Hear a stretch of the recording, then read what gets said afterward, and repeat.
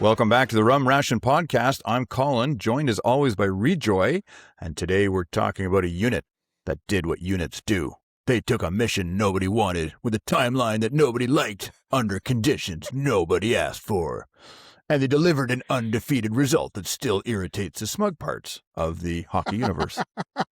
I feel like I'm watching the hockey game. My goodness.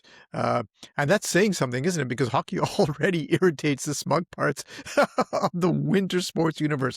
I know it irritates a certain person in this household. And because this is a special Winter Olympics episode, we're going way back in time to tell you the story about an amazing military unit that won gold for Canada. And Colin, the thing is, it's interesting, you know how we talk about the human aspect of military history, and technically this is not military history per se. Whoa.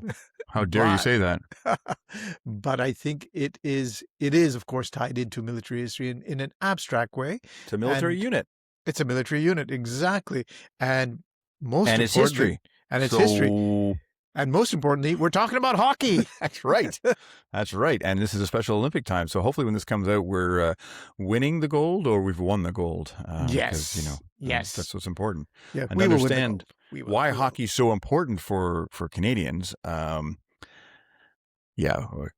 Keep reminding me that this is not a politics podcast in case I start to stray off of certain proclamations that have been made by certain politicians south of us. South of the border, yes. But we're going to go back to 1948, folks, in this episode. This is episode number 40, season 2 of the Rum Ration podcast. And to understand why 1948 matters, you have to understand what hockey meant to Canada before the Second World War. This wasn't just a sport. It's a national confidence exercise. Between 1920 and 1932, Canada basically treated international hockey like a personal sandbox with a scoreboard. 16 straight wins in Olympic and World Championship play. Total goals, 110 for Canada, 15 against Canada. Exactly. This is our game. This is our game. I mean, come on. The world knows it, whether they try and, fool themselves into thinking that, they have a chance. They don't. Canada was just winning. Canada was setting the rules, the equipment, the tempo. Most importantly, the attitude. That's right. Speaking of attitudes, then came 1936. Ooh. Germany, led by a annoying little gentleman named Hitler, and a gold medal that didn't happen. Was it a Nazi plot? I don't know. He wasn't even German. He was Austrian. Exactly. My goodness. Goodness. Canada loses to Great Britain in 1936 at the Winter Olympics. And the part that really rubbed Canadians the wrong way was that this was a team stacked with Canadian-born players who learned the game in our backyard and then wore another crest, which I think we saw in the last Olympics when North Korea and China had all these Canadians who were playing for their team. Got their passport like the week before the game. So nice to see that it's a time-honored tradition. I was just going to say that. This is nothing new, is it? It just depends which country that you've decided to play for. How's the money? Isn't it? Yeah, how's the money looking there? And also, if you look at it in that way, you can expand it to other areas like the Eurovision contest. Celine Dion won Eurovision, I believe, singing for France. So, it does happen. The thing is, though... But she's never won the gold medal in hockey. You're quite right. And that is the thing here. We're not just talking about some singing contest or, some boring game. To be fair, though, Celine made us baseball. proud at the last Summer Olympics at the opening ceremony when she sang at the Eiffel Tower. That was pretty impressive. She did redeem herself. She did. Years afterwards. Yes. But she did redeem herself. But again, we're talking about hockey. Oh, yeah. Right. Back to the script. And because it's hockey, that's the kind of national trauma that never really goes away. And really, it never does. Because 1936, to me, is just like yesterday. That's right. Even though I wasn't there. Doesn't matter. It's like losing the Stanley Cup to your cousin's beer league team. Pretty much. The Brits, who barely ever have ice, they beat you. Exactly. Come on. They have rain. They don't have ice. God. My God. And it didn't just sting. It became a wound, a festering wound. How did we let that happen kind of moment that just, it got reopened every time international hockey came up? Can you imagine being a Canadian traveling in the UK, 1937, you pop into the local pub for a friendly pint and the chap next to you says, "Oi, well, there's this game called hockey. Won the gold medal. Well, you chaps didn't do very well, did you?" No. Smack. Yeah. Because hockey is essentially boxing on skates. That's right. That's how we play the game. Yes, not the Europeans. No, sir. So by the time we hit the post-war Olympics, there's pressure, to put it mildly. This isn't, let's go have fun in Switzerland. This is, we need to fix 1936. Yeah, we need to redeem ourselves.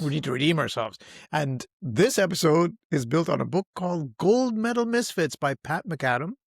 It's a definitive telling of the 1948 Ottawa RCAF Flyers, the Air Force team that goes undefeated and guess what, folks? Wins Olympic gold. Right, and that brings us to 1948 when Canada wants to come back and reassert its hockey supremacy. Except there's not. There's a new enemy. And it's not Germany. Nope. It's not the Soviets. Nope. It's paperwork. Yes, it's like Sauron in The Lord of the Rings. He just never goes away. The old enemy, paperwork.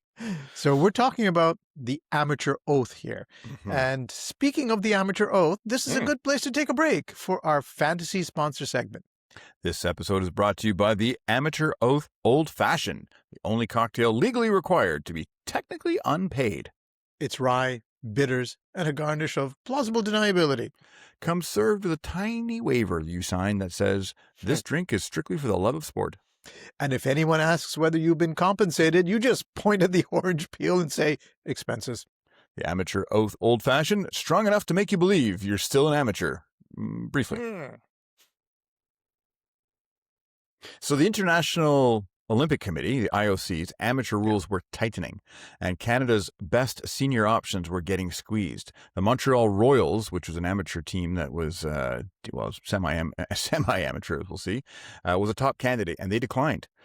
Senior hockey in Canada had blurred the lines around compensation, allowances, quote, expenses, unquote, and it became harder to produce a team that could sign the amateur declaration with a straight face, but more importantly, survive any accounting or scrutiny. Canadian press coverage at the time makes it clear the situation looked pretty bleak, and this is one of those moments where you can feel the national panic setting in. Canada might not go to the Olympics for hockey? It's like the sun forgetting to come up in the east, or Italy forgetting pasta. Ooh, God forbid. Or the British forgetting to complain about the weather. Exactly. It's completely unnatural. Even sports writers were openly spitballing desperate options. There's a line in the book, Gold Medal Misfits, that was written by Pat McAdam, as mentioned earlier. It was published in 2007. And it's about a Canadian press story quoting Jack Kaufman saying Canada might have to send, wait for it, a juvenile team. A juvenile team!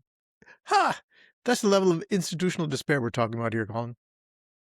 Can you imagine what everybody would be saying if we were in the modern day, what the social media quips would be? Canada can't even field adults. Juvenile team. Although, if we think about it, depending on the level of juvenile, maybe not a peewee team, certainly not a novice team. However, maybe not a bantam team. I bet you the Canadian junior hockey team could kick the ass of pretty much most. I think most professional sports teams across the world. Actually, I think that's kind of been proven, hasn't it? Yeah. Junior World Championships. Yeah. So, but I mean, if say we had to send 8-year-olds to represent Canada just to be able to say they're truly might be a bit of a tough call. I would take even odds. I wouldn't say I wouldn't say it would be a guarantee for Canada, but we'd have to work hard. But honestly, though, if we had to send children, the national shame would have been pretty immediate and permanent. We'll be leaning on Pat's book a lot, as Ridgway said, for the source material in this episode. So don't blame us for getting the facts wrong. Yes, blame him. We never let facts get in the way of a good story, and this is a great story. And this is where the leadership shows up. Enter into scene Squadron Leader Dr. Sandy Watson. He's a medical officer. Not a hockey executive, not a Federation insider.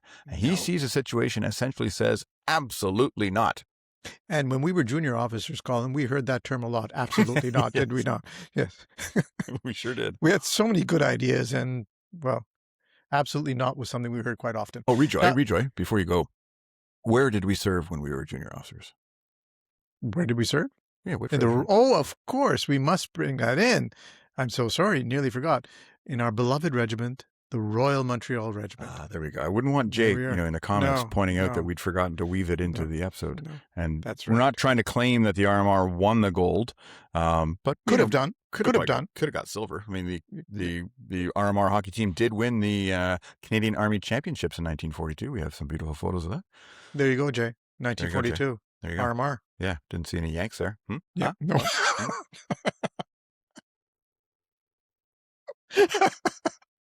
Well, the best part of all of this is how fast it moves.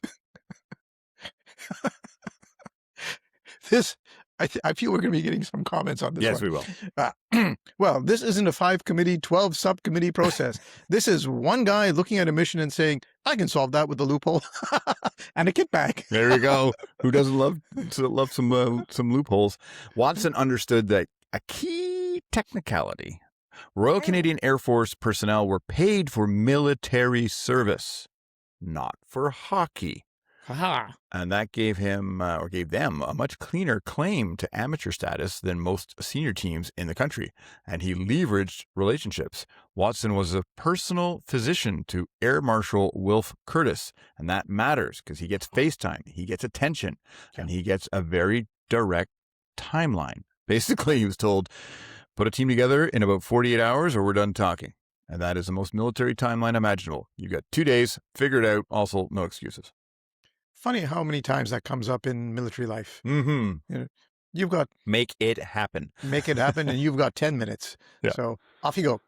And if you fail, we will pretend we never met. Now that's where the politics comes in. That's where the politics comes in.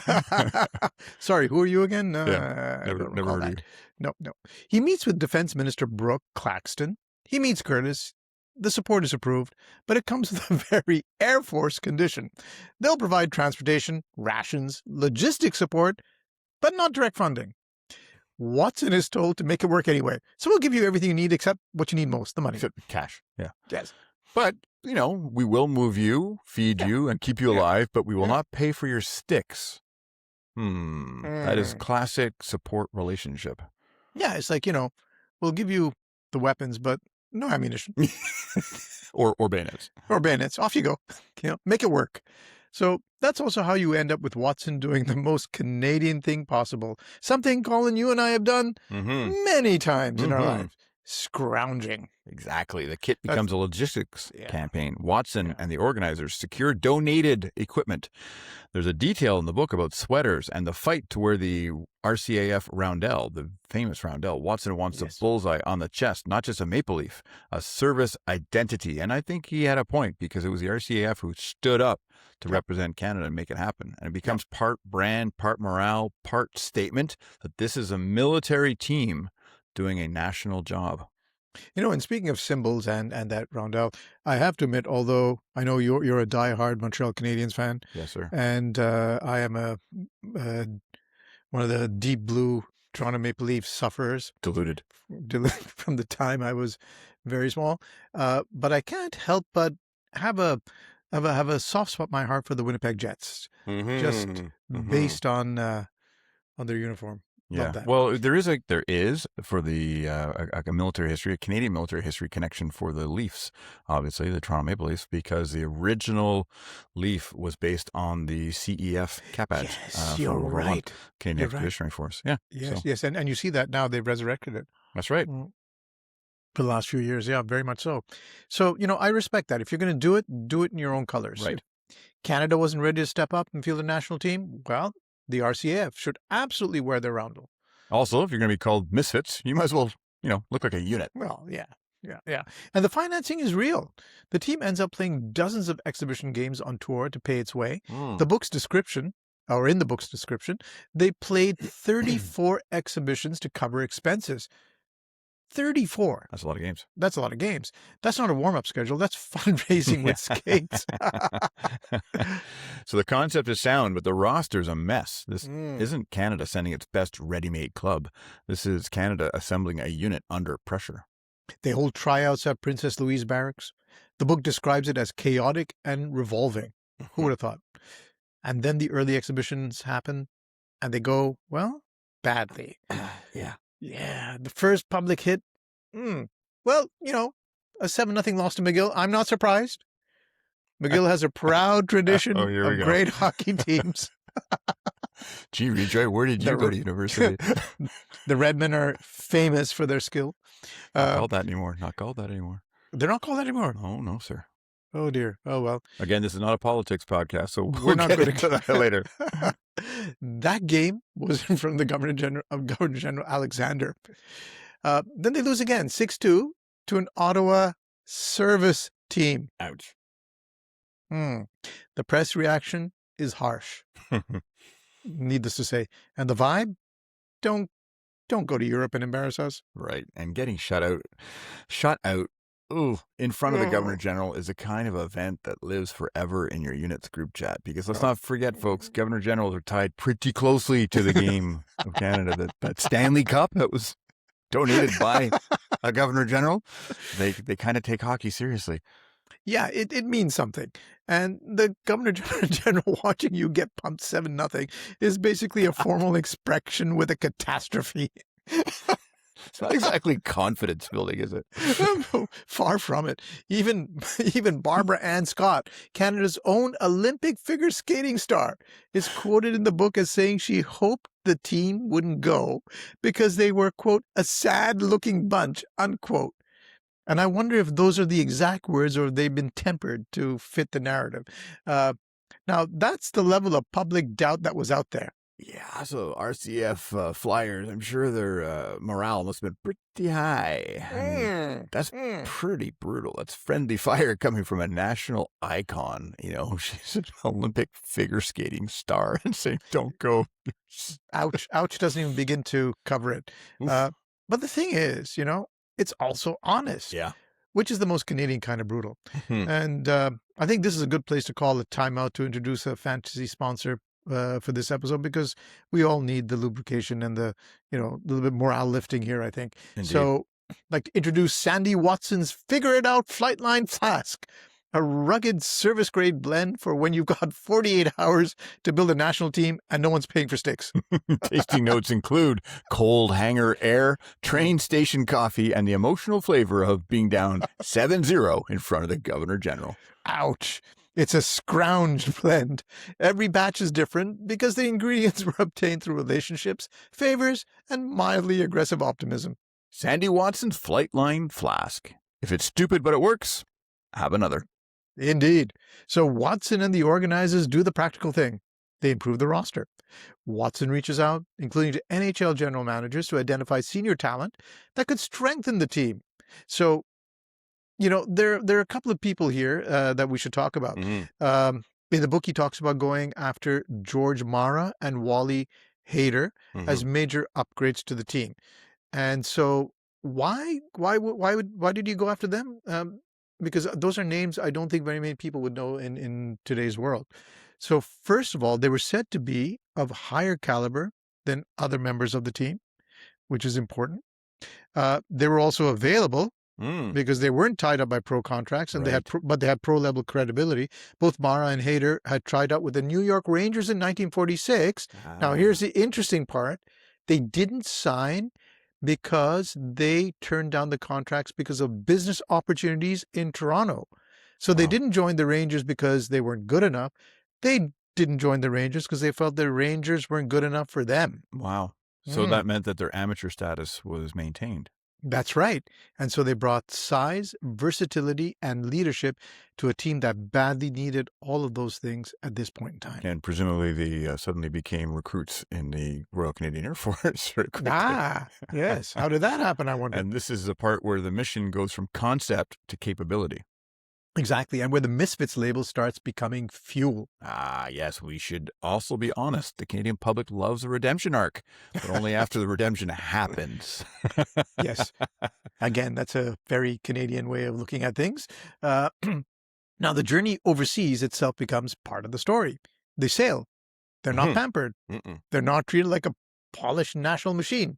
No, it's not like the modern NHL teams that have their own private luxury jets. No. It's the contrast that makes it bite. Other teams have comfort, predictability, administrative staff. Canada's team feels like a platoon that got told to pack their own parachutes. Yeah. Welcome to the RCAF, guys. Here's your barracks. And oh, by the way, you need to clean them. That's right. There'll be inspection at 0700 hours. Inspection in 2 hours. And then as they arrive, the tournament itself is threatened by politics. The American situation is a mess with competing bodies and an eligibility dispute that nearly derails the Olympic hockey program altogether. The book paints it as a real crisis for the event, though. Yeah, I found that really wild. Like the Americans, internally, they had 2 different organizations fighting to represent America. It's wild. Yeah. I mean, we just take it for granted now that there's an Olympic team and it's Olympic committee. Just happens naturally. It just happens naturally. But no, you had 2 different groups who were fighting for their. I mean, here we were sending a fucking Air Force unit to. Oh, come on, man. It wasn't Canada. It was the Air Force. Thank you for the RCAF. Oh, God. But it was a real crisis. And this was the first Olympics, 48. It hadn't happened since 36. And yeah, that's right. And Europe, of course, is rebuilding. And so there's nothing like landing in the theater and finding out that the operation just might be canceled. Yeah, that's right. Good news, boys. We made it to Switzerland. Bad news. The war might not happen. That's right. This is a part I think listeners will find fascinating. The team doesn't just have to get good. They have to get good under different conditions: ice, altitude, rules, officiating, style of play, which is important because we joked earlier that in Canada, hockey is like boxing on skates. Well, actually, it's more like MMA on skates. And, the European style and the rules for the International Olympic Committee were very different from what our boys were used to.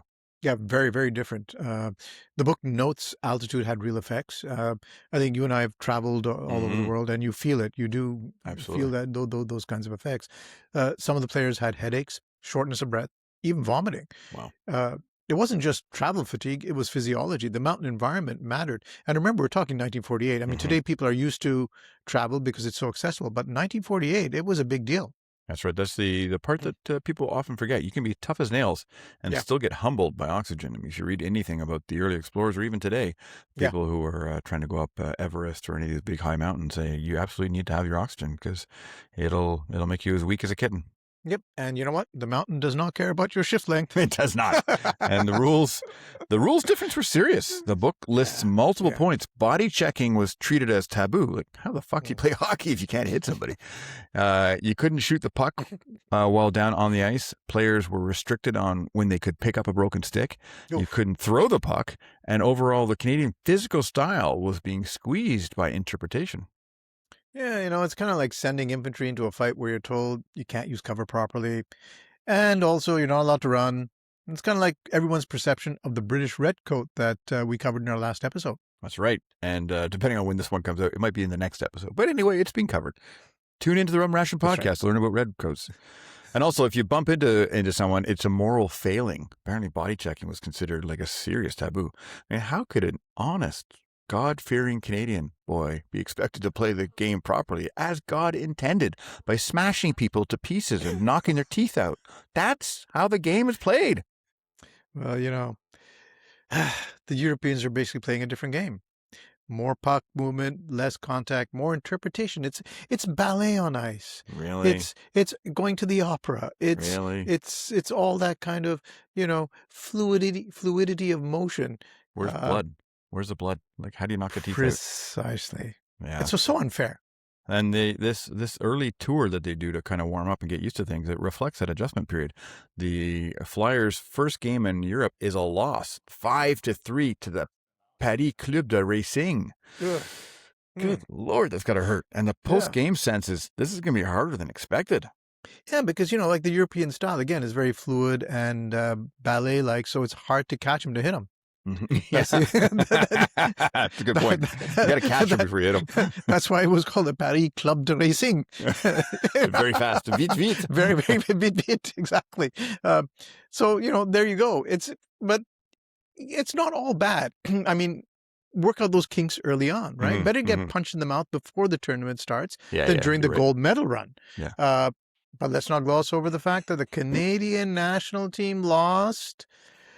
What did they lose, Colin? They lost a hockey game. And to whom? Oh, God. Oh, to the French. Oh, it just Oh. hurts. It just hurts. It just hurts. I didn't even know the French fucking played hockey. Maybe we should have sent the novice team. And now they can say until the end of time that they won. That's One true. game. Doesn't Yeah, matter, one game. but we beat the Canadians. That's true. Let's try to put that kind of pain behind us, because now we hit my favorite kind of military adjacent story, the last minute personnel crisis. A mission always has one. The goaltending situation collapses late. Watson ends up making a 1:30 a.m. call to Murray Dowie, a Toronto Transit Commission, the beloved TTC of yours, clerk. Yes. Dowie is essentially recruited on the spot. He's sworn into the RCAF, signs the amateur oath. I don't even know if he gets a uniform. And he's on a train within hours. It's a fast, almost absurd turnaround. Oh my God, that's not a sports story. That's a mobilization story. And Dowie, the last minute call up.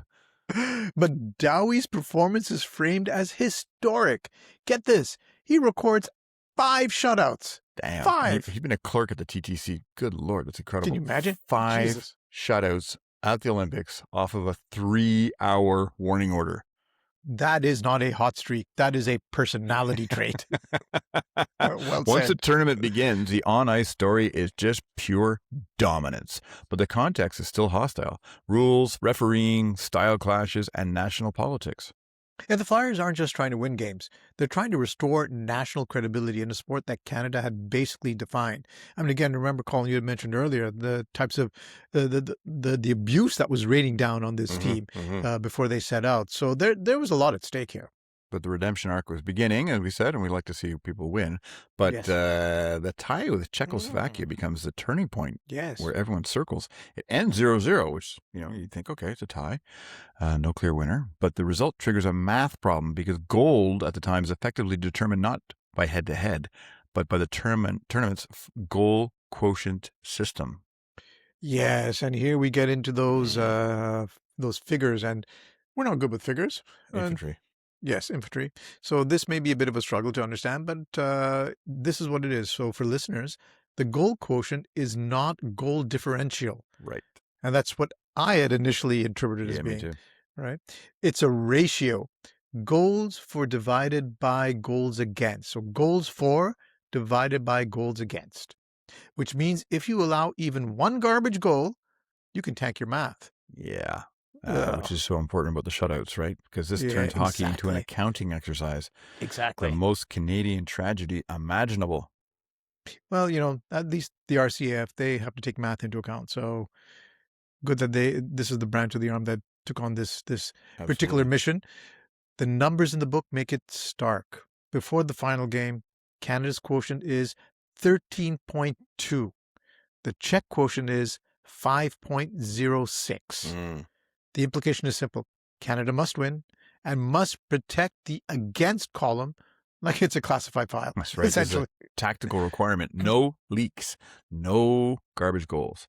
Also, it's possibly time for our final fantasy sponsor segment here, Goal Quotient Gin, distilled to exact ratios because in 1948, the gold medal wasn't won by hockey. Nope, it was won by math. 1 part juniper, 13 parts anxiety, divided by however many goals you didn't allow. Serve it all in a tall glass over slush, and if you spill even a drop, the Czechs get the medal. Goal Quotient Gin, the only drink where 1 against ruins your entire night. Drink responsibly, by which we mean defend responsibly. Right. So naturally you bring in an old hockey brain who understands systems, the coach. Yeah, let's talk coaching here. Frank Boucher, the book's framing is clear. This wasn't just Canada shows up and freelances. There's a deliberate structure at work. That's right. Boucher is credited with implementing a more defensive approach, including a trap-style system to counter the European puck game. It's not pretty hockey, but it's mission hockey. And this is where the military analogy is perfect.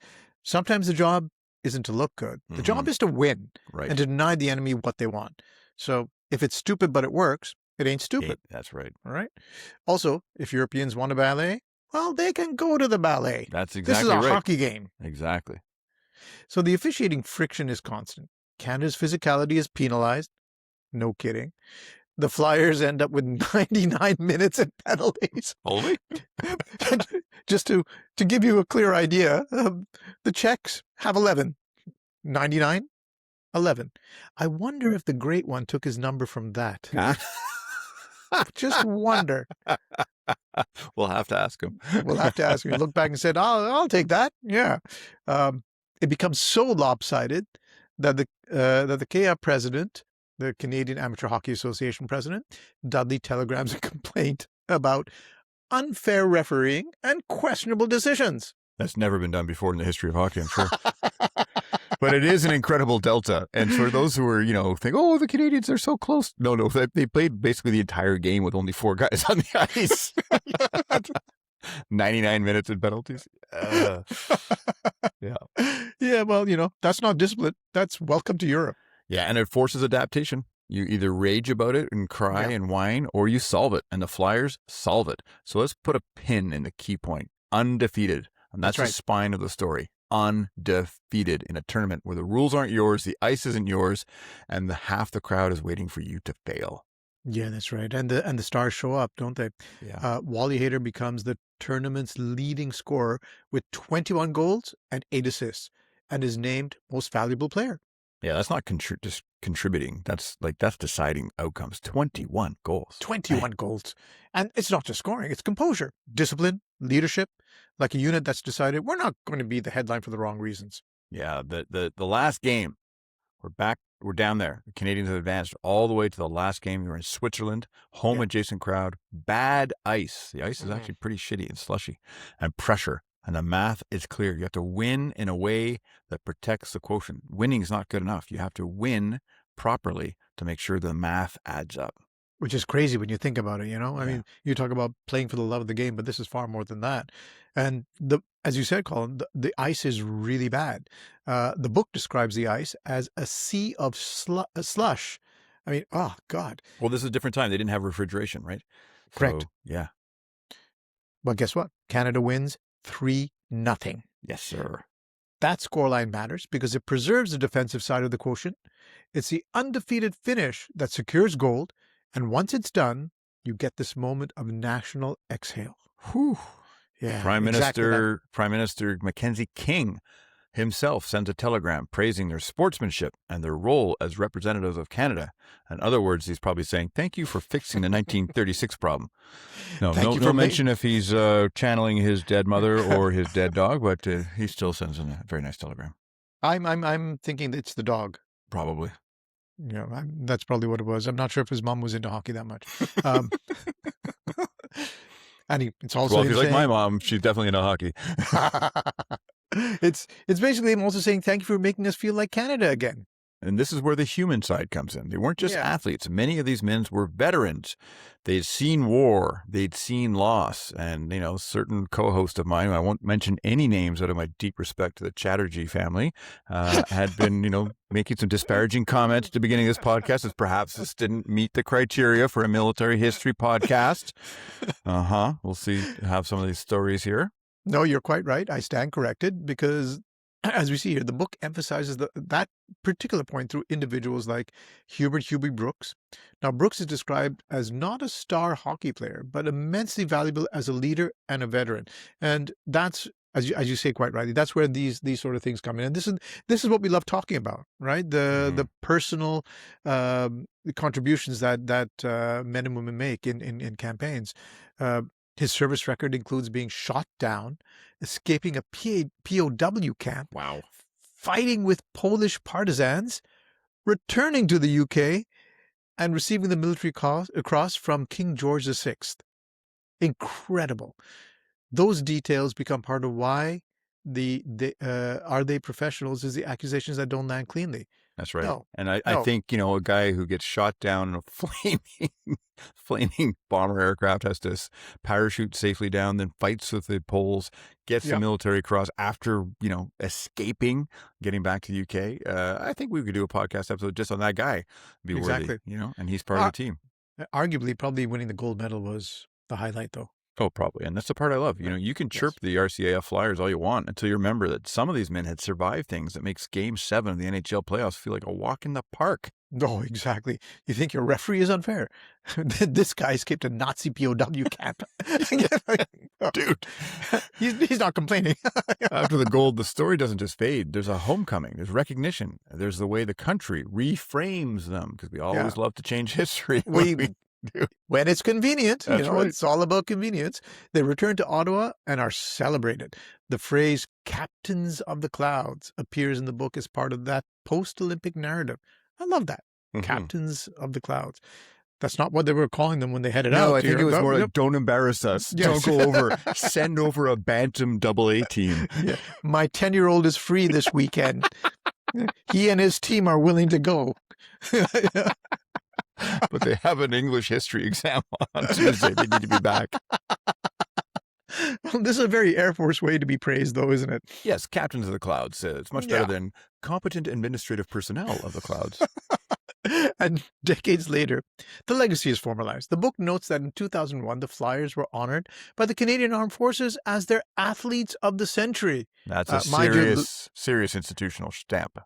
Mind you, athletes of the last century, though, because true. they What have got you the done for me recognition. What have you done for me lately? That's right. That's right.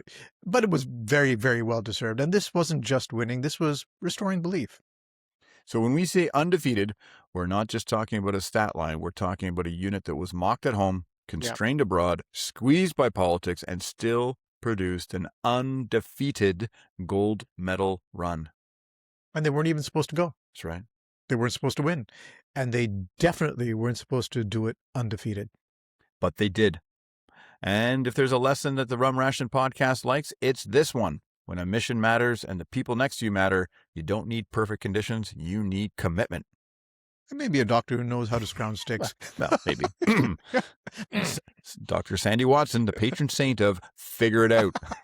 And for Canada, 1948 becomes the correction, the undefeated answer to 1936. That's right, folks. Thank you very much for joining us on this podcast episode, all about the Royal Canadian Air Force Ottawa Flyers, who brought home the gold medal for Canada, for Team Canada in 1948. We hope you enjoyed this episode, and hopefully Team Canada will do us proud again.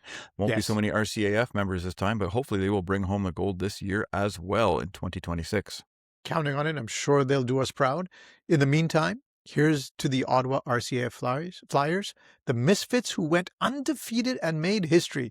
Please like, subscribe, and share with your friends, family, and frankly, any strangers that you meet on the TTC. Yeah, because it could be an undefeated goalie. Could be. You never know. You never know. Cheers to history.